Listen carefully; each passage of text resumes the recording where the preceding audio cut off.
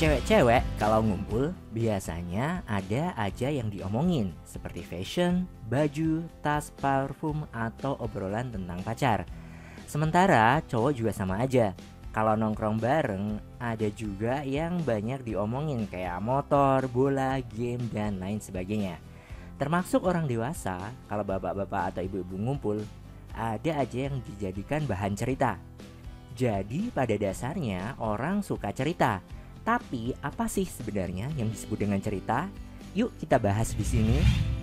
Hai kawan kreatif, jumpa kembali bersama Yozar di sini dalam obrolan cerita.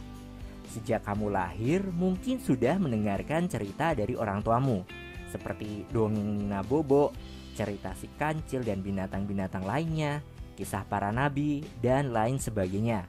Bahkan terkait dengan manusia pertama yang diciptakan Tuhan Allah yaitu Nabi Adam menjadi sebuah cerita yang pertama kali ada tentang manusia. Kita lihat ya dari definisi atau makna cerita.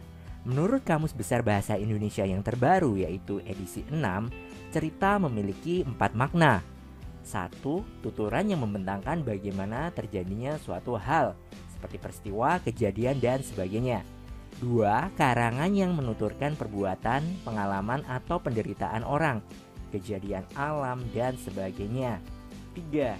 Lakon yang diwujudkan atau dipertunjukkan dalam film, sandiwara, wayang, dan sebagainya. Kemudian yang keempat yaitu omong kosong, dongengan yang mungkin tidak benar. Dari sejumlah penjelasan di atas bisa dirangkum nih, bahwa cerita adalah suatu peristiwa, baik nyata maupun rekaan, yang disampaikan oleh seseorang kepada orang lain.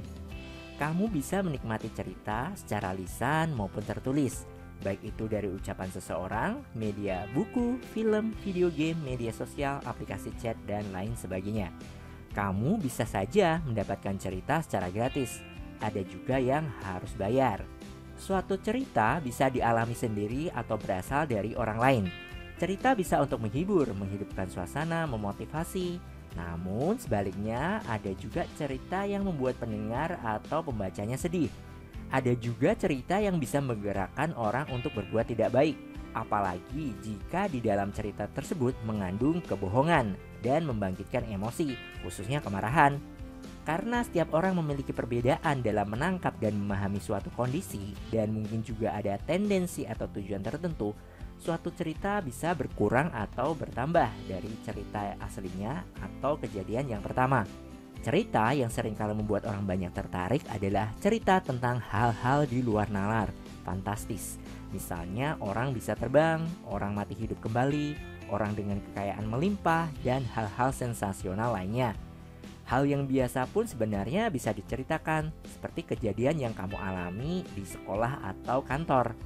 Setiap harinya orang membuat atau mengalami cerita kehidupannya sendiri.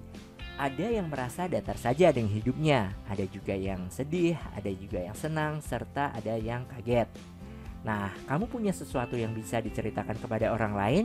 Boleh kok tulis di kolom komentar di bawah. Sementara sekian dulu ya bahasan kita atau obrolan cerita kali ini dari saya, Yozar. Sampai jumpa lagi di video berikutnya. Bye-bye.